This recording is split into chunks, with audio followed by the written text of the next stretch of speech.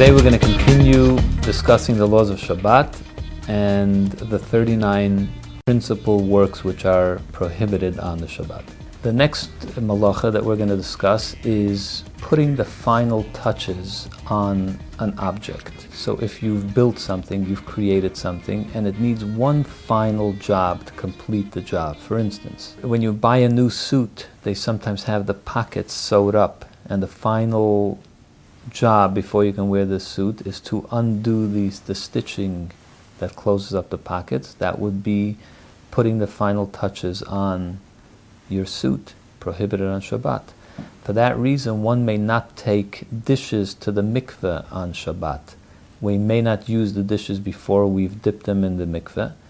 Dipping them in the mikveh puts the final touches on your dishes, which may not be done on Shabbat. Included in this prohibition is also the prohibition to repair something on Shabbat. If you repair something, it is putting the final touch on this broken object.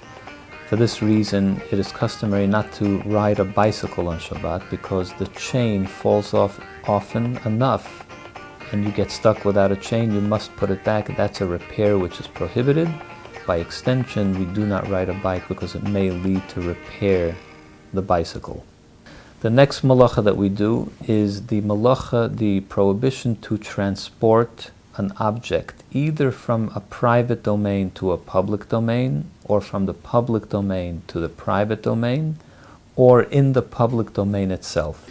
The beginning of the process of building the tabernacle was that the Jews brought donations of materials to the center of the camp so that those materials can be used in the building of the tabernacle. That bringing of those donations was also part of the process of building, and therefore transporting something is prohibited.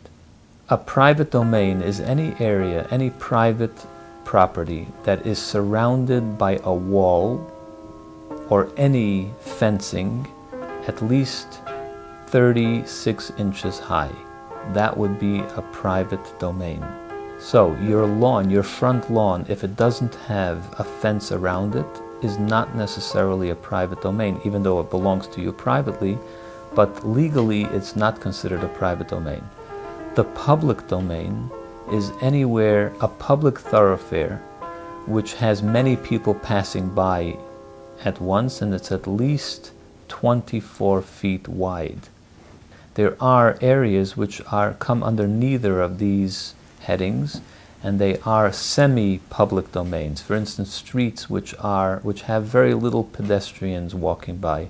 Not too many people pass that street, or it's a narrow alleyway. So the Torah prohibition would be to carry from a proper public domain to a proper private domain, or vice versa, or within the public domain itself to transport something 6 feet. That is prohibited.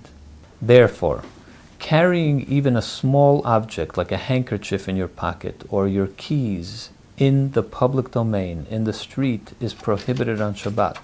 As well, it's prohibited to bring it from your home out into the street, or from the street into the home. Any of that is prohibited.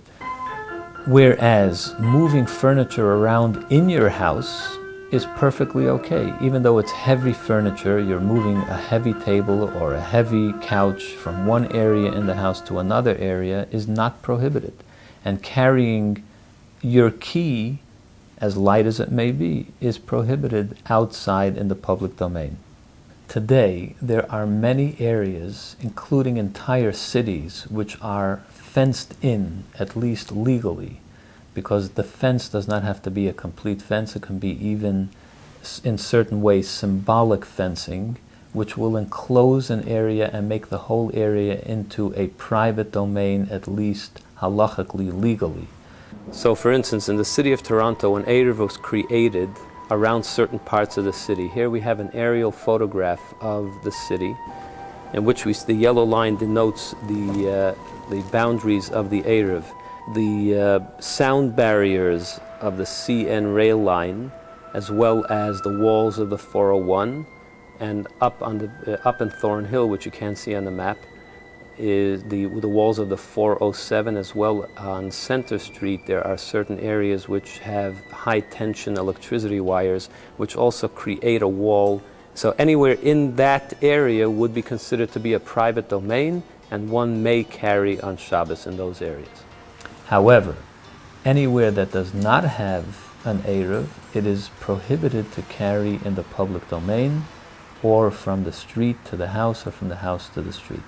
Needless to say that it's impossible to cover every area and every possibility of these laws in a show such as this. If you have any more questions on these topics, please call your local rabbi, or we would be happy to answer your questions at 905-731-7000.